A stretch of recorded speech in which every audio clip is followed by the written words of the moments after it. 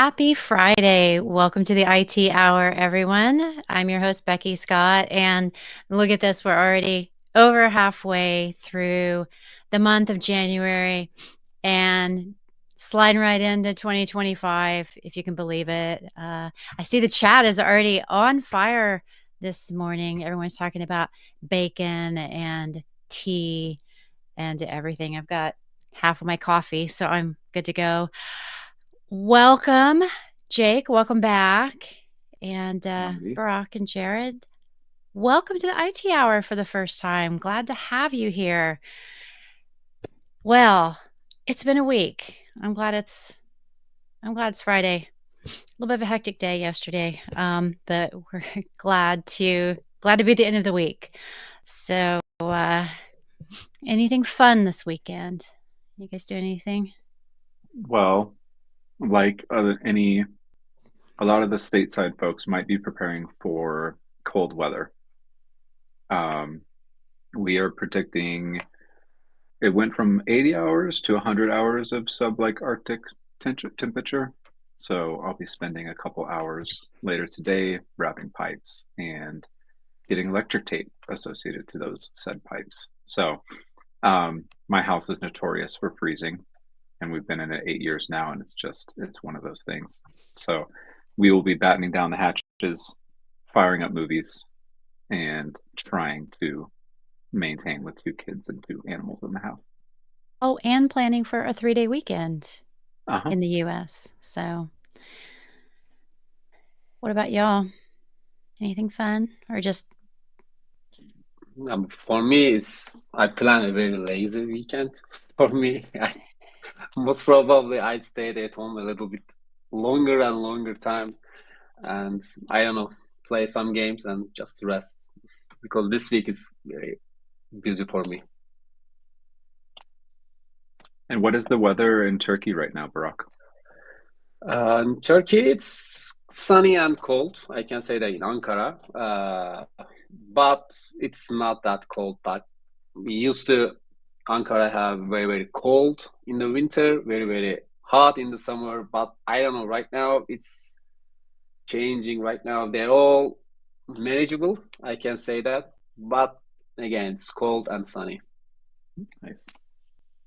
they're talking about feet warmers in the chat, and I see a cat wandering around behind you, so you have an excellent foot warmer. Yeah, What about I you, mean, Jared?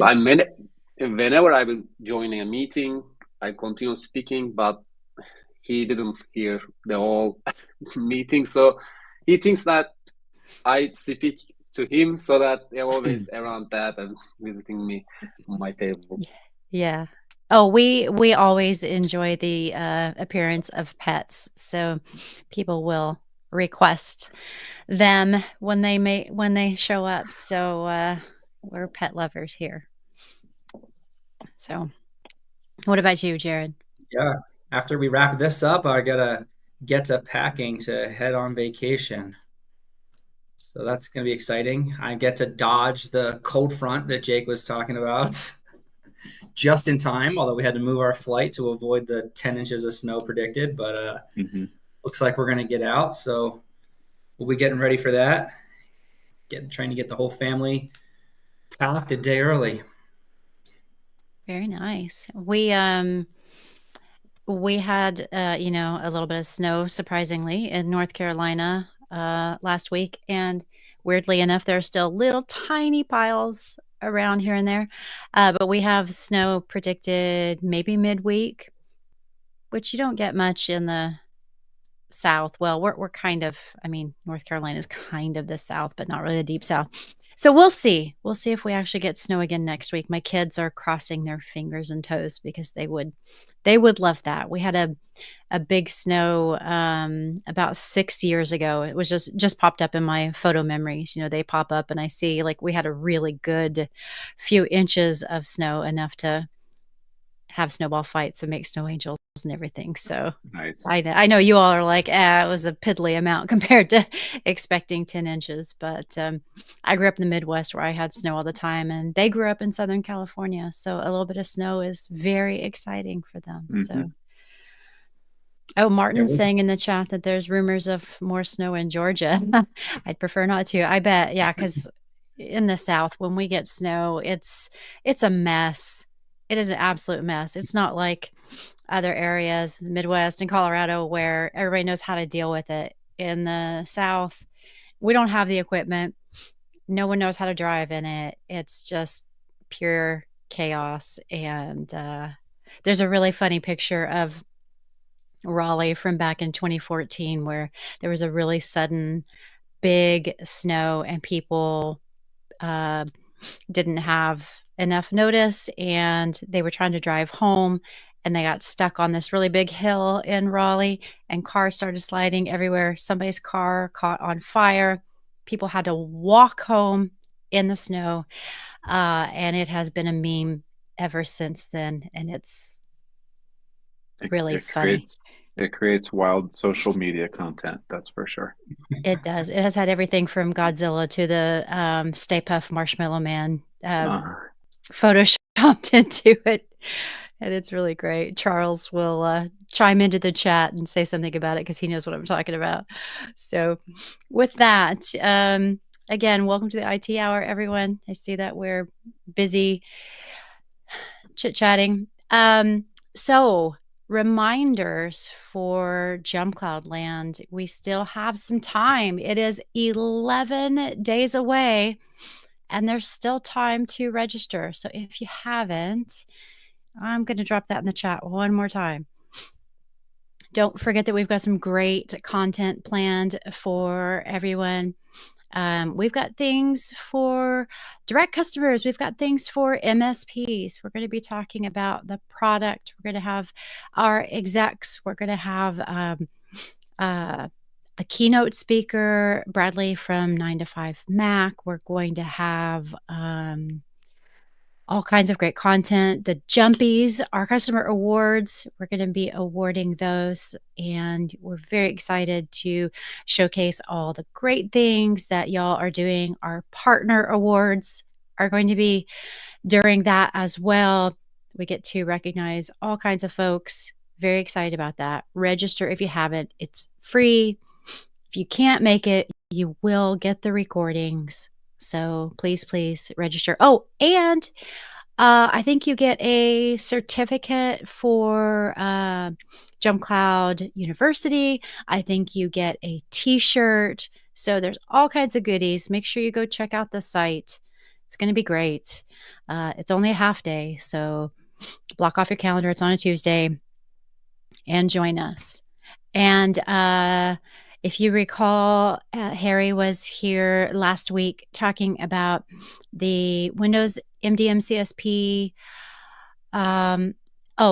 Windows MDM. And he put a post in the community and he asked me to make sure that I promote it. So I'm going to put this here because Windows MDM CSP policies V2 is out.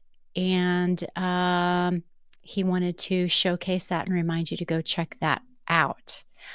And I think that was all the major news that I was going to have today because I wanted to leave time for the team here to talk about the GoTo navigation. They showcased this yesterday in our internal meeting and it was very exciting. And let's hand it over to y'all. If you all want to go ahead and introduce yourselves with your titles and everything, tell everyone what you do here at JumpCloud, and then you can go ahead and get started. Cool. Yeah, before we jump into it, just around JumpCloud land, a lot of great talk tracks and a great opportunity to learn more from our leaders and guest speakers. So as Becky said, jump in there, get signed up, get some goodies, but get some knowledge along the way. So cool. With that, I am Jake Taylor. I am Director of Product Design here at JumpCloud. My team is responsible for a lot of the new features and feature enhancements that you see going into the product. And so if you're not familiar with product design or user experience design, we are the ones that are thinking a lot along the lines of the flows, the customer journeys, the interactions, and then the visual design on top of that to, facilitate the tasks that you all are trying to achieve within the product. So it's a lot of what my team is responsible for. And Burak is on my team. I'll let him go ahead and introduce himself. Hello again, everybody. My name is Burak Başcı. I'm a staff product designer. Mostly I'm dealing with the sales management right now. And also we have these kind of projects in here. Today we're going to show it to you. And I think that's all. I also joined JumpCloud, I think 6 months ago or something like that. And also this is my first IT hour meeting. I'm a little bit excited for that. Yep.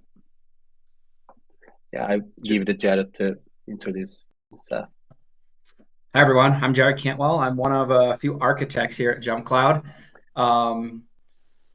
Yeah, with this feature that we're going to talk about here, I got to actually dive in and write some code, so that was fun in our spare time. I've been at JumpCloud for, I don't know, coming up on 8 years, I think, but somehow this is my first IT hour as well. So glad to be here. This is exciting. Awesome. With that, Burak, you want to share screen? Sweet. So we just did intros. The one person part of this working group that is not on the call today, Scott Reed.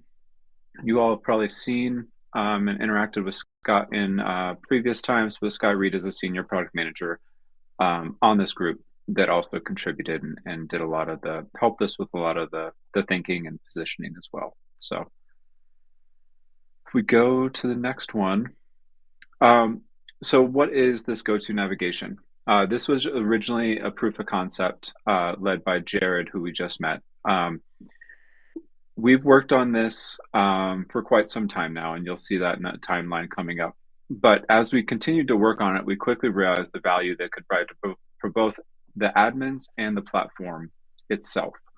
For the first use case, it really enables you all to easily search and access critical areas or objects in a centralized user-friendly interface.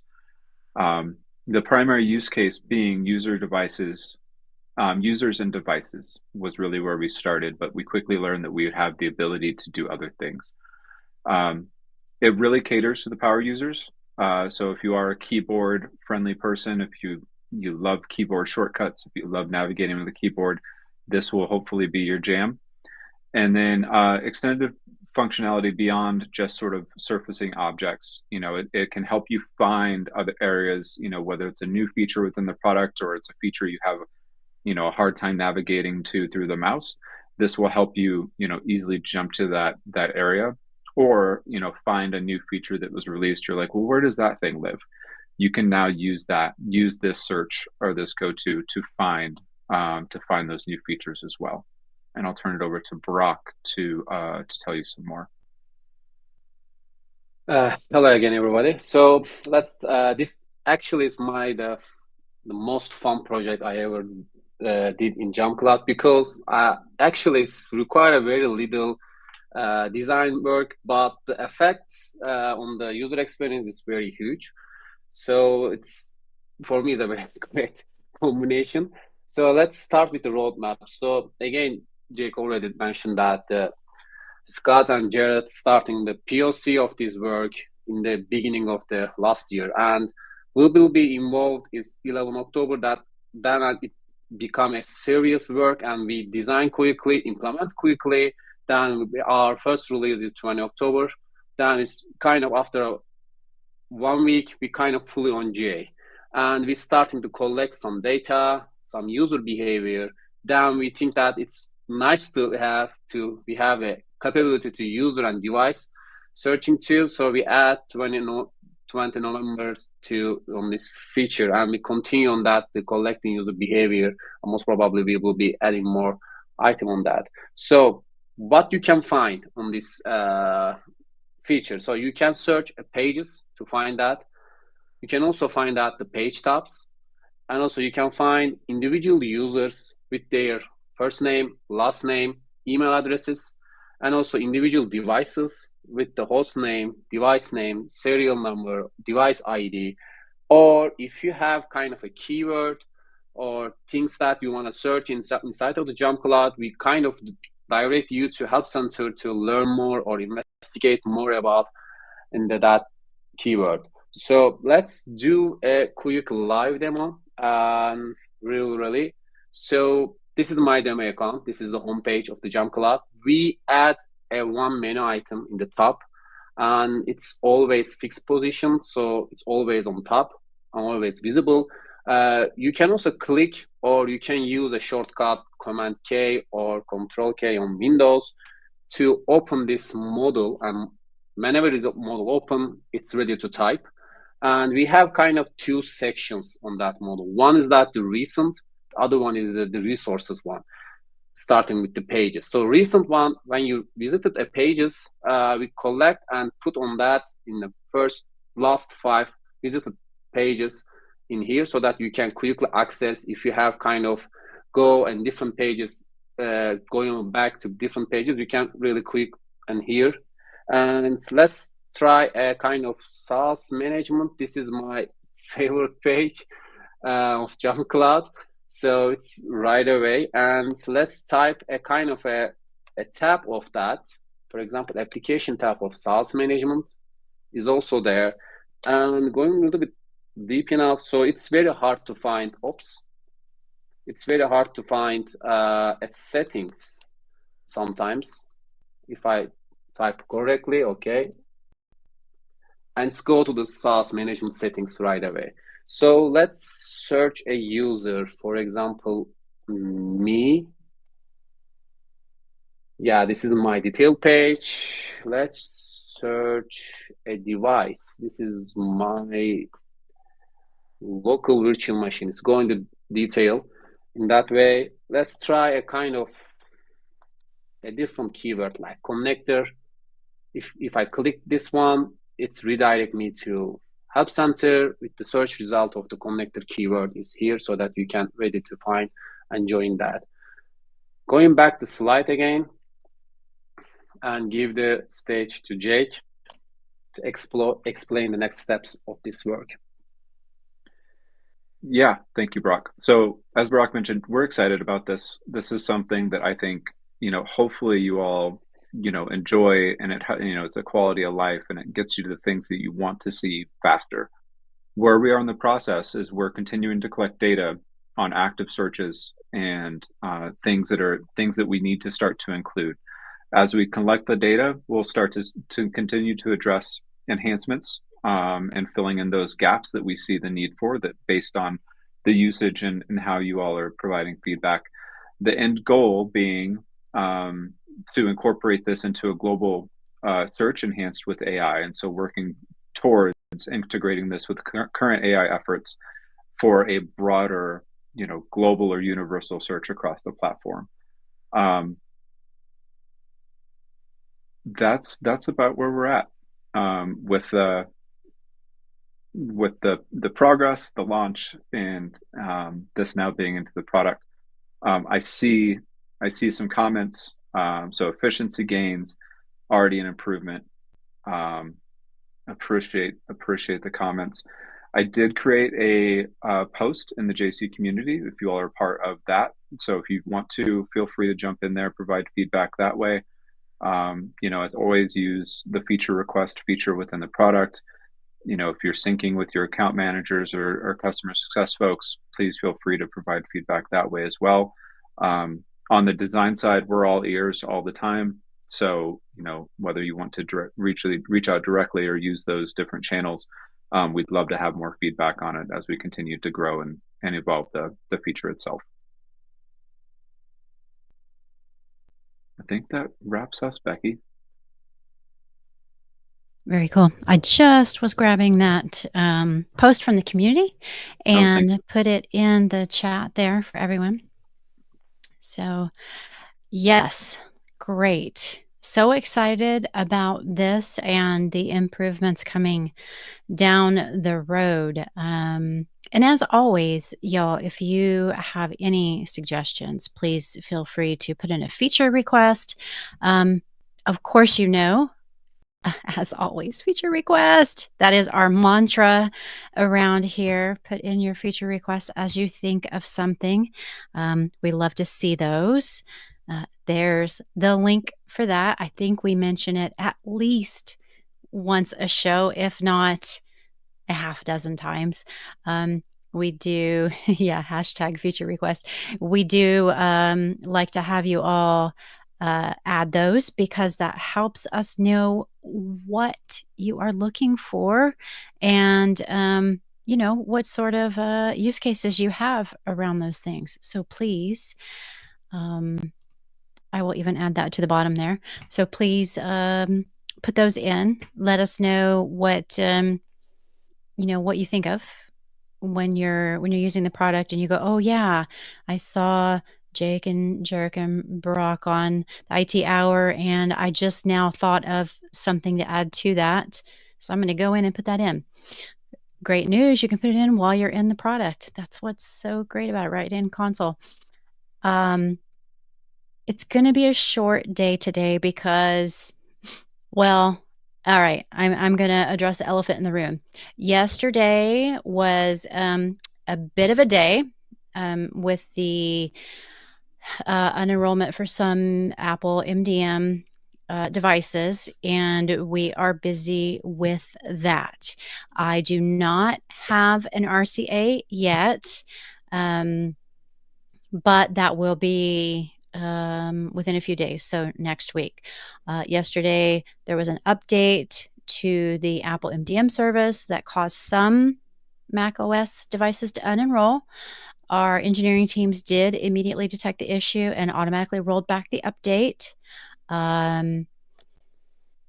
Impacted devices will need to be re-enrolled, and we've posted instructions on how to re-enroll those. Those are in the status update, and you can refer to that. Yeah, sorry, Mike. If you have any questions, you can post those in Slack. That's where we are answering a lot of questions, but please file a support ticket if you need to.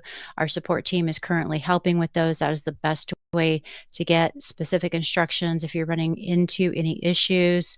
Thank you, Jamie. Yes, Nathan, group hug. I could use that right now. It's been a lot. Cyrus, you should be able to look in your devices list and double check and see if any were unenrolled. If you don't see it in the devices list, actually, no, they did a fix for the if you were in the EA for the devices list. So you should be able to see in your devices list if anyone was unenrolled. So look there and you will be able to double check. It wasn't all devices. It was actually a small number. I know some people got a few more than others, but it was overall it was a smaller number. So as Chris is saying in the chat, filter by MDM status in the devices page, and look for those with no MDM tag. Mark, we are talking about that mostly in the Mac OS channel rather than the MDM channel. So look for that there. But on the status page under the MDM outage list, that's where you will see the instructions. But we've got a lot of stuff going on in the macOS channel. That's where you can find additional instructions and stuff. And feel free to at me because plenty of people are, and we can answer questions there. Sam, thank you for posting that support reference there because that is also what the instructions. And yes, that is what all of the reps are sending out.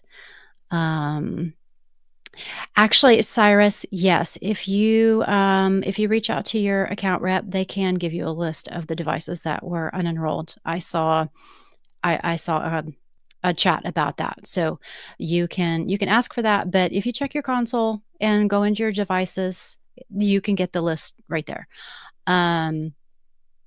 Yes, only about 10% were done. It was only about 10%, Keith. So, and I'm still seeing things in the chat there. So reaching out to support is the best way, but you can go in our Slack lounge. That's where a lot of the activity is. And by the way, y'all have been so great helping each other out and posting what you have done to fix things and helping each other out. And I just want to say thank you to y'all for your patience as we have had to go back and forth and get answers for you and things. So thank you for your patience with me as I have been jumping back and forth between the Slack Lounge and Mac Admin Slack and our Slack to get you answers. I really do appreciate it. It's been a lot going on, and I know some people have been frustrated, but overall, y'all have been really, really great, and I do appreciate that. And I know it can be tough when your users are yelling at you for something out of your control. So thank you. And with that, I have a few things in IT news, although really they're more tech news, and I'm keeping it kind of uh, a little more fun for the most part, at least the second two. One thing that I saw in The Verge, which, I don't like to talk about this stuff, but it was an interesting headline about all of the tech leaders, tech's shift to Trump, all companies and execs kissing the ring. So they made a list of a bunch of companies that have been donating to Trump's inauguration and making a trek to Mar-a-Lago to kind of try to lobby Donald Trump before he is inaugurated on Monday. And let's see who was schmoozing with him. Musk and Bezos and Zuckerberg and Tim Cook and Google's Sundar Pichai and TikTok CEO Shao Chu have each donated $1 million to the inauguration, and all of them have lined up to attend the event. Companies like Meta, Apple, Microsoft, and Google stand to gain if the Trump administration is lenient with regulation and antitrust enforcement. And the reason I'm pointing this out is just that you should be aware of, these tech companies doing this, and not that we can really necessarily change things, but if you're an investor, you should just be aware of these things. Many tech leaders, including all of those I mentioned, and Microsoft's Satya Nadella, have already made the pilgrimage to Mar-a-Lago to discuss and potentially influence tech policies with Trump directly. And I'm sure you all have also heard of Zuckerberg's recent changes to Meta properties, as well as his recent podcast comments on Joe Rogan's podcast. So take that as you will. Yeah, I think, it's not uncommon, right, to try and influence a new regime as they come in. It is just one of those things. And whenever they see an opening, and it's going to benefit them, it kind of feel like it's almost business 101 when it's, Yeah. You see the business opportunity and, whether we like it or not, they're trying to make the things happen that they think need to make happen, right? What is frustrating to me, though, is Zuckerberg's comments about tech needing more masculine energy and blaming Sheryl Sandberg for all of the what I consider positive changes at Facebook, like equity and inclusion and diversity policies at Facebook, and basically just throwing her under the bus as, we're not going to do those anymore, and those are bad. Now, I'm highly paraphrasing and putting, my own opinion in there, but that is some of the gist of what he said. He literally said those were her things. And it's frustrating that he's backtracking so much. And a lot of companies all of a sudden are pulling their DEI initiatives, and getting rid of them completely. And that is concerning, especially as, hey, I'm a woman in tech, right? That's extremely frustrating to see a lot of companies doing that. And I encourage you all, if you can and you have any influence in your companies, to strongly encourage them not to drop those initiatives. And again, if you're a stockholder in companies, and we all are with our 401ks, and you probably get notices to vote in companies when they have their annual stockholder meetings. You probably get notices to vote if you have any individual stocks in companies. Do it. Don't ignore that. Tell them your opinions of this stuff. Nathan's saying, go ahead.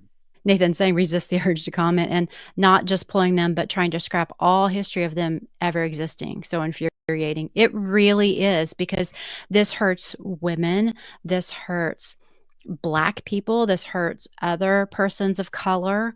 This hurts all kinds of people with marginalized identities, LGBTQ folks, trans people.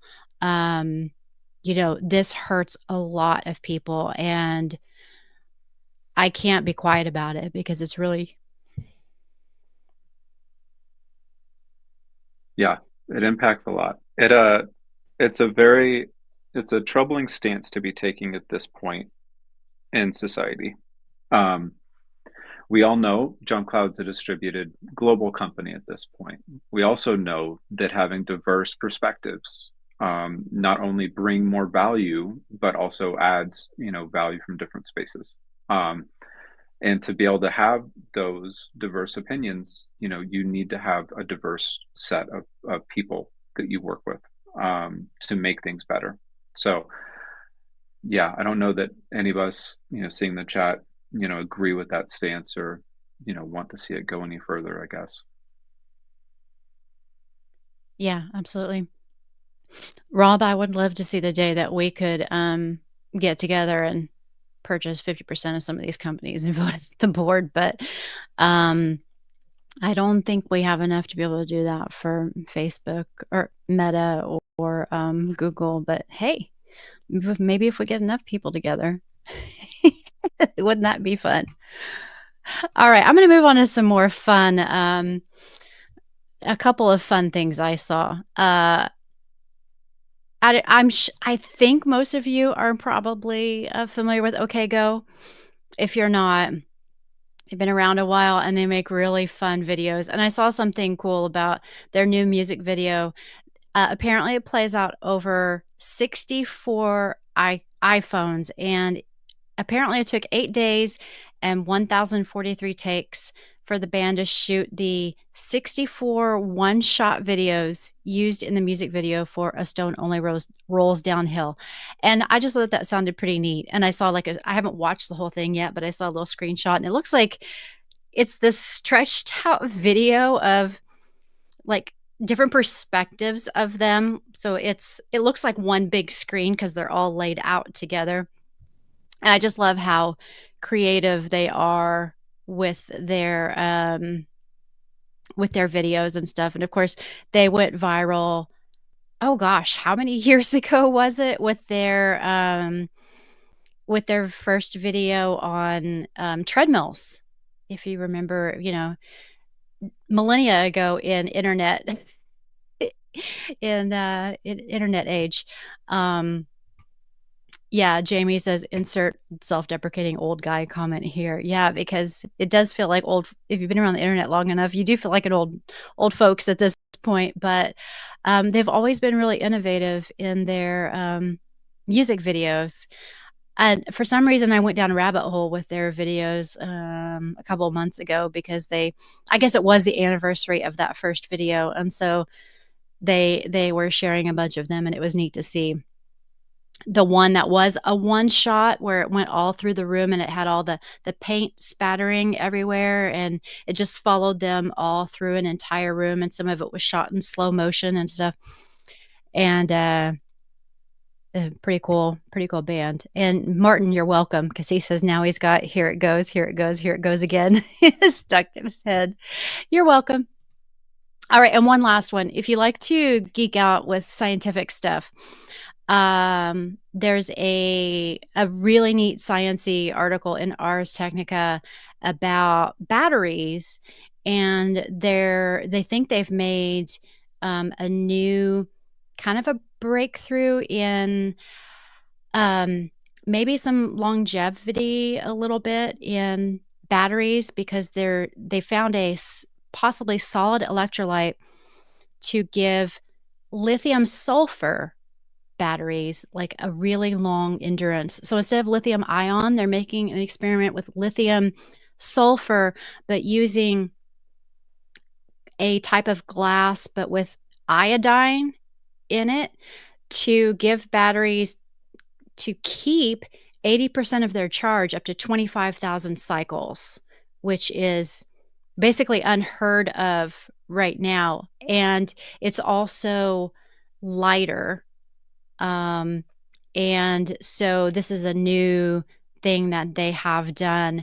And I'll put this in the show notes. I keep saying that, and then I have a bunch of show notes that I still need to put in the community, but I will, and link this. It was kind of a long article, but it was really, I think it was based off of something in Nature, but I don't always read long form stuff like that, but it was really interesting how it went through how they tried glass and it wasn't conductive enough. So they did something else with the glass, and they started using iodine to do something to make it more conductive, but something about sulfur burns out too fast, but they've done other things to make it burn out less quickly, and really interesting. Not that I'm like a big fan of batteries. I use them, but it's not like I geek out over them all the time. But my laptop, my personal laptop that I've got over here, is frustratingly short on its battery, and it does have 80% left, and it's not even, I think it is just 3 years old, and I can't figure out why it is so short in such a short time when, I don't do anything ridiculous with it, but I'm probably going to have to replace the battery for no reason. I mean, I've just used it like a normal laptop, but it has almost always had a short battery life. So I guess that's why I'm more interested in it than I normally would be. Well, the renewables industry is very interesting right now.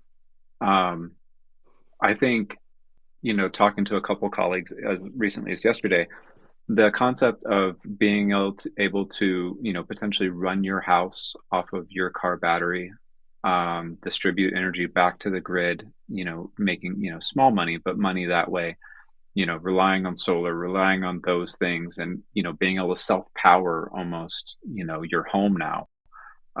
To Jared's point, his Leaf was doing great and now it's not. I think the new Leaf batteries are going strong, but obviously the new Tesla batteries are going strong, and those can easily now power a home for a decent amount of time, if you were to like upgrade systems and get on board with the smart home stuff. So I'm super interested in seeing it. I mean, nobody likes to see and pay those energy bills more than we have to, and so it's almost like a new boom.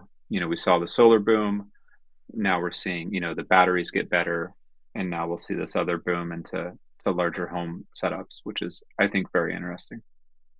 I listened to a Planet Money episode on batteries. It's been a while back, but one of the things they were talking about was solar and batteries, and one of the things that made solar adoption not as great as it could be was the fact that batteries couldn't store the energy well enough for people to have it longer term and then put it back in the grid in the correct way. And so there were these issues with it that made it more difficult for people to adopt it more easily. Like,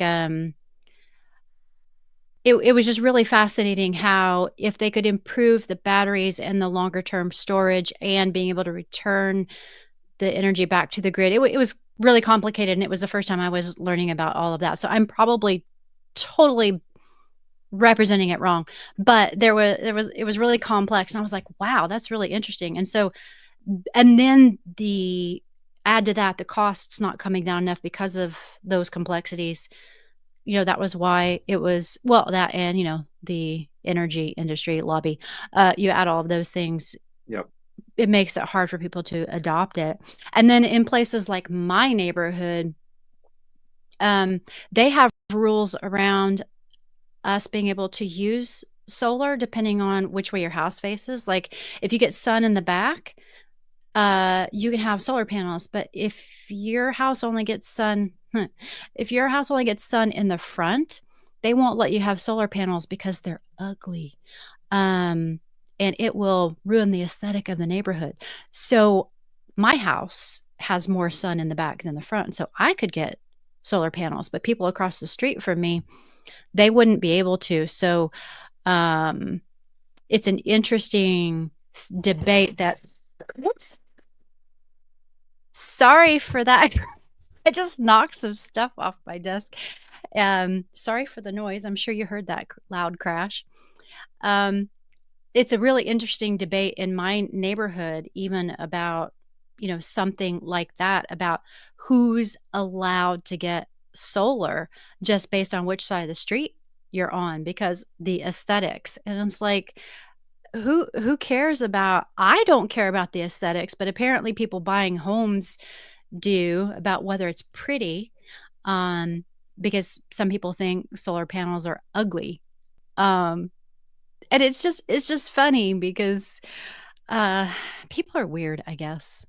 Yeah, I think to your point about efficiency, it is getting, they're getting smarter, they're getting more efficient. It is getting more, the barrier to buy is getting lower and lower. I did hear a soundbite earlier this week around, I think it was Carter, was the president that got solar panels installed at the White House. And the price since then, because they had sort of the mile marker price of the cost of when he did that 30 years ago or so, has went down 90%. So, you think of 30 years time, right? We're getting better and better and smarter and much smarter. So I'm interested. This is something that I watch, and, it is something that, to be more independent with your home, to be more cost effective, to be smarter, to use renewables. I think it's super interesting.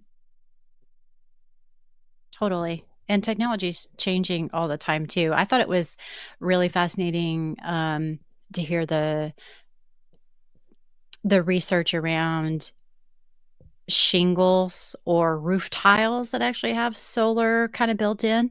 Um, but then we can at times get hail here, which can be tough if you have solar panels, because that could really damage stuff.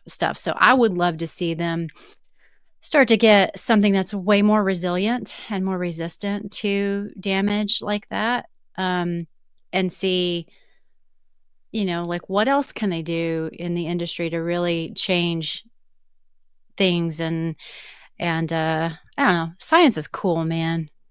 I Yep. just think it's really neat. Mark is saying high solar panel density in a neighborhood can be an indicator of affluence as a retort to HOA aesthetics. Yeah, Mark, and I actually live in an area that has a concentration of high tech companies, which means a lot of high tech workers. But still, there's this perception of, oh, we can't have that because that's going to affect our resale value.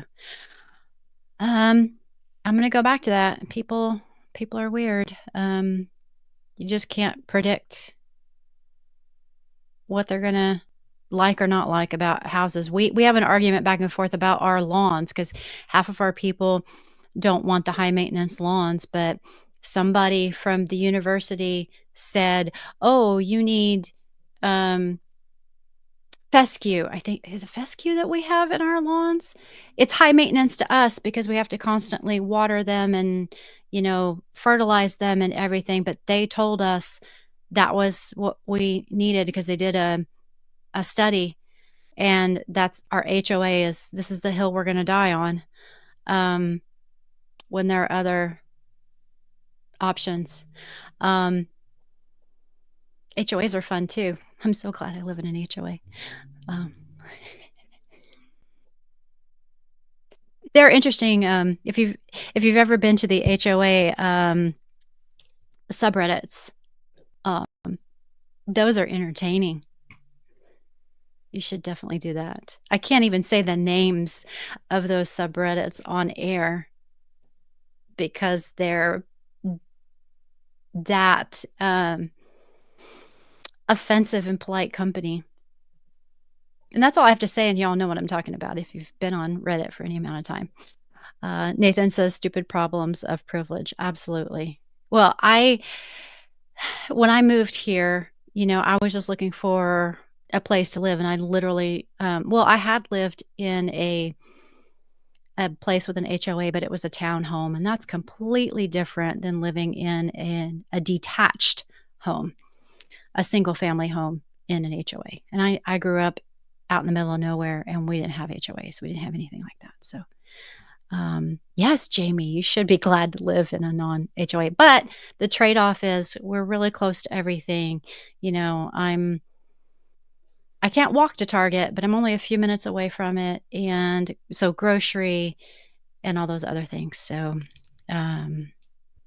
technology can be good in some ways when you live close by to all of that. And my neighborhood has Google Fiber. So we have really high-speed internet. So that's a trade-off from out in the middle of nowhere that my parents live. Sorry, Mom and Dad, where they do not have high-speed internet. And it's a struggle when you have a job where you need high-speed internet. So there you go. All right, that's enough of that. It's been fun to talk about science and high-tech stuff and end the day with that. We thank you all for joining us and for having a fun conversation about batteries and HOAs and stuff like that. Jake, Burak, Jared, thank you for joining. Hope to have you back again soon. Thanks for having us. Everyone on the call, please jump in and use that feature. We would love to hear your feedback. Like we said, we are still collecting data and we're watching it pretty closely. So it's going to evolve. We'd love to be you all to be part of it evolving and to make sure that we're including the things that you want to see. So get in there, use it, provide the feedback, or we'll watch your data and try and guess what you want us to do. So thanks all. Yeah, absolutely. Have a good 3-day weekend. Thanks. If you have a 3-day weekend, and and we'll see you next week. Take care, everyone.